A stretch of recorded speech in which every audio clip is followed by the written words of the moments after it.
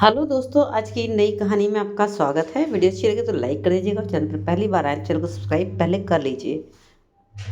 मेरे पति रात में जब भी घर पर आते मेरे लिए हमेशा जलेबी लेकर आते।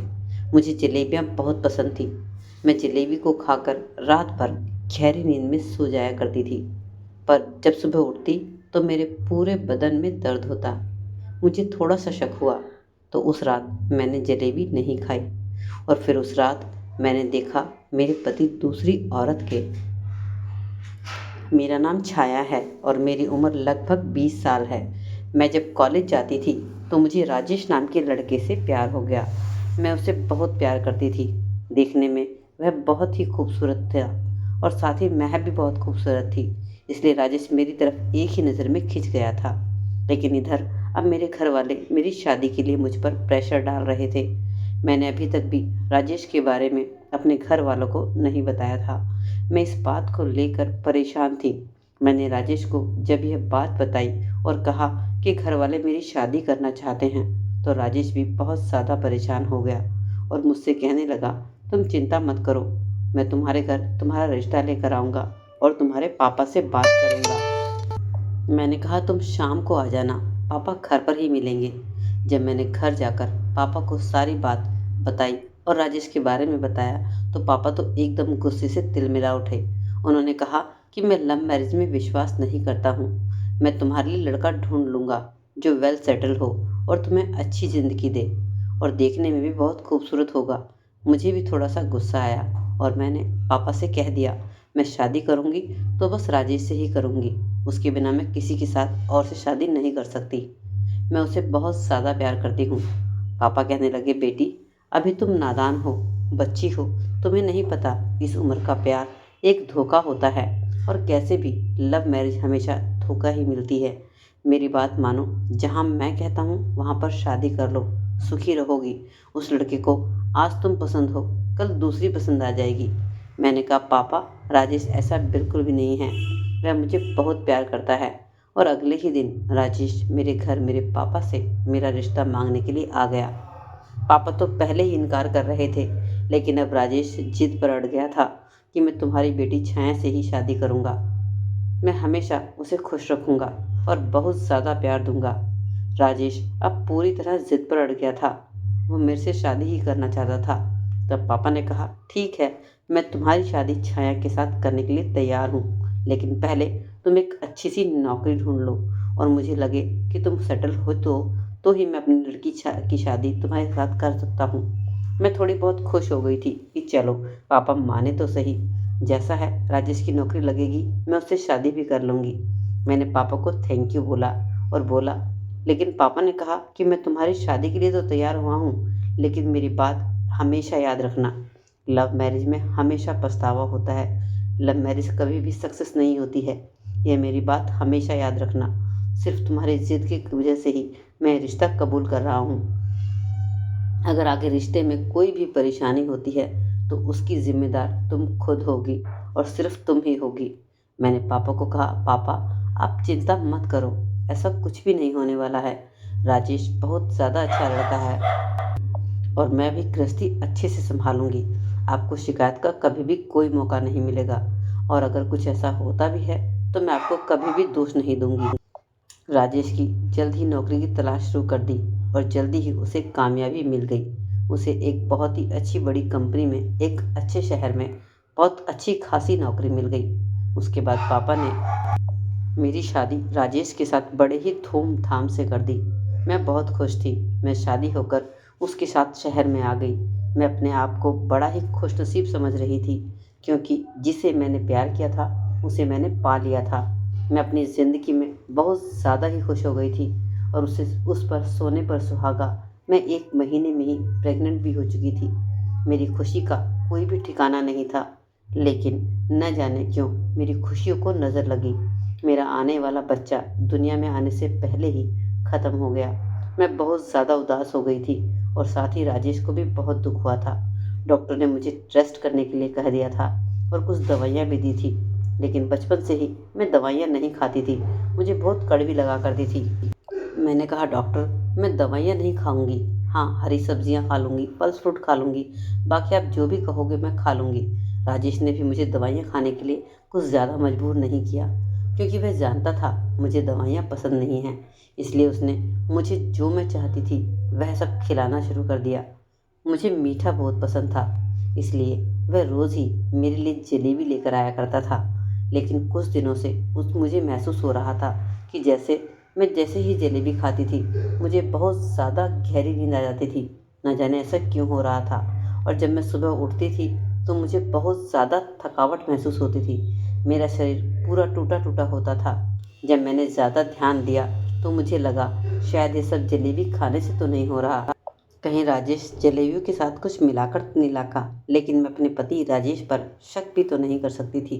राजेश मुझे बहुत ज़्यादा प्यार करता था और जलेबी राजेश ही लाता था, तो फिर मेरे मन में शक का सवाल ही पैदा नहीं होता था। फिर मैंने सोचा क्यों ना मैं एक दिन जलेबी ना खाकर देखती हूँ क्या होता है। इसलिए जिस दिन राजेश जलेबी लाया, मैंने जलेबी चुपचाप राजेश के सामने खाने का नाटक किया और कहा कि मैंने जलेबी खा ली है और मुझे गहरी नींद आ रही थी। ऐसा मैंने नाटक करने लगी। अभी रात का 1 ही बजा होगा कि तभी अचानक से राजेश उठा। पहले तो मुझे बड़ा अजीब ही लगा कि राजेश इतनी रात को आखिर क्यों उठ गया है। उसने फिर पास से कोई चीज़ उठाई और घर से बाहर निकल पड़ा। मुझे बड़ा ही अजीब लगा। राजेश इतनी रात को बाहर आखिर क्यों जा रहा था? उसे ऐसा भी क्या काम था? मैं भी बिना आवाज़ किए धीरे-धीरे से उठी और उसके पीछे ही निकल पड़ी। थोड़ी दूर राजेश पैदल चलने के बाद एक घर के सामने जाकर रुका और उसने दरवाजे को धीरे से खटखटाया। दरवाज़ा खुला और वहाँ से एक 25 से 27 साल की लड़की बाहर निकली। वह थोड़ा सा मुस्कुराई और राजेश अंदर चला गया और फिर उन लोगों ने दरवाज़ा अंदर से बंद कर लिया। यह नज़ारा देखकर तो मेरे पैरों तले ज़मीन ही निकल गई। मेरे सर पर आसमान गिर पड़ा और मैं बदहवास घर लौट आई। मेरी आंखों से झरझर आंसू बह रहे थे। मुझे समझ ही नहीं आ रहा था कि आखिर यह हो क्या रहा है। इसका मतलब यह है कि राजेश शादी से अब तक मुझे सिर्फ धोखा दे रहा था और रोज़ रात को मुझे जलेबी खिलाकर सुला देता था और यहाँ इस औरत के साथ मज़े कर रहा था। आज मुझे पापा की बहुत याद आ रही थी। उन्होंने सही ही कहा था कि ये इंसान तुम्हें धोखा दे सकता है। आज तुम्हें प्यार कर रहा है, कभी किसी और को भी प्यार कर सकता है। लेकिन तब मैंने अपने पापा की बात नहीं मानी थी। तब मैं राजेश के प्यार में इतनी अंधी हो चुकी थी कि पापा की बातों को मैंने बिल्कुल ही नज़रअंदाज कर दिया था।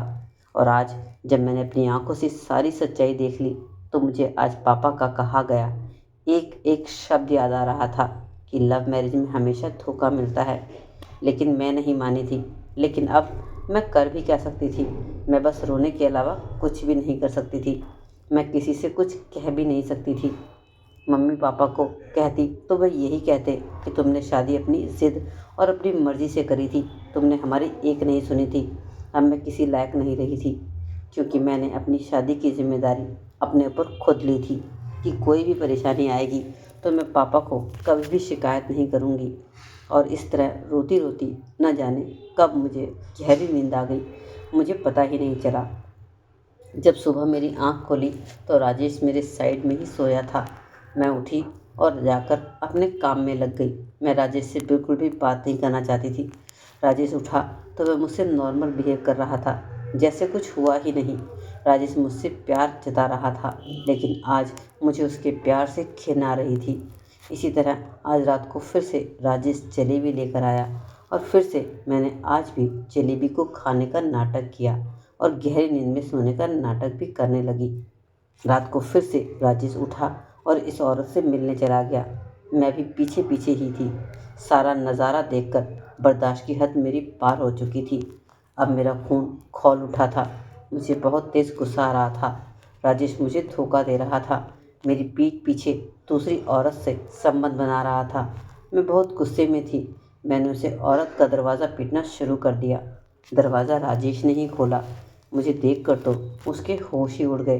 मुझे बहुत तेज़ गुस्सा आया और मैंने एक ज़ोरदार थप्पड़ राजेश के मुंह पर लगा दिया और उससे कहा कि तुम बहुत ही ज़्यादा धोखेबाज हो।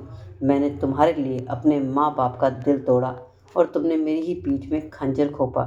मुझे झूठे प्यार का नाटक करते रहे, तो मुझे रोज़ मीठी जलेबी खिलाकर मेरी पीठ पीछे इस औरत के साथ यहाँ पर मज़े करते रहे।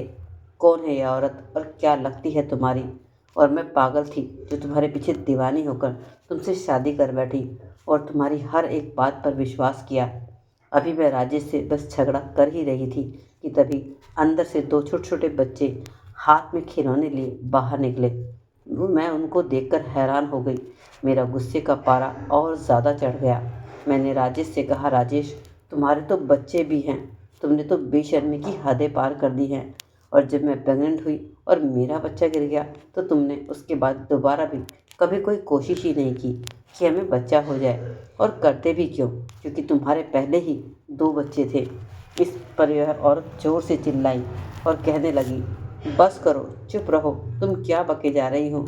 मैं राजेश पर इतने गंदे इल्ज़ाम और घटे इल्ज़ाम लगाते हुए तुम्हें नहीं देख सकती। और उसके बाद जो कहानी उस औरत ने मुझे सुनाई, मैं सुनकर दंग रह गई। तुम्हारे पति मेरे पति के बहुत अच्छे दोस्त थे। दोनों एक ही साथ ऑफिस में काम किया करते थे। अभी 1 महीने पहले ही मेरे पति का एक्सीडेंट हो गया था और उनकी मौत हो गई थी। उसके बाद मेरे ससुराल वालों ने मुझे धक्के मार कर घर से निकाल दिया था। मेरा इस दुनिया में अब कोई भी नहीं था। यहाँ तक कि मेरे मायके वालों ने भी मुझे अपनाने से इनकार कर दिया था। मैं अपने 2-2 बच्चे लेकर जगह जगह भटकती थी, पर किसी ने मेरी कोई मदद नहीं की। उस टाइम में मेरी राजेश ने ही मदद की, और न सिर्फ मदद की, मुझे छत भी दी, मुझे कपड़े दिए, मुझे खाने को अनाज दिया। क्योंकि इस ज़माने में औरत और आदमी के ऐसे रिश्ते को जायज़ नहीं समझा जाता, इसलिए आज तक राजेश जब भी दिन के उजाले में आकर कभी उसने मेरी मदद नहीं की। हमेशा वो रात के अंधेरे में ही आकर उन्होंने मेरे बच्चों को देखभाल की, मुझे संभाला और मेरे घर में हर चीज़ की मदद की। यह बस राजेश की मजबूरी थी। और देखिए ना, आज तुमने भी हमारे रिश्ते को गलत नज़र से देखा, तो ये समाज इस तरह के रिश्ते को ऐसे ही गलत नज़र से देखता है। मैं तो राजेश को अपने सगे भाई की तरह मानती हूँ। उस औरत की बातें सुनकर मेरे तो आंसू ही आ गए। मैं राजेश को कितना गलत समझ रही थी, लेकिन राजेश तो बहुत ही ज़्यादा इंसान अच्छा निकला।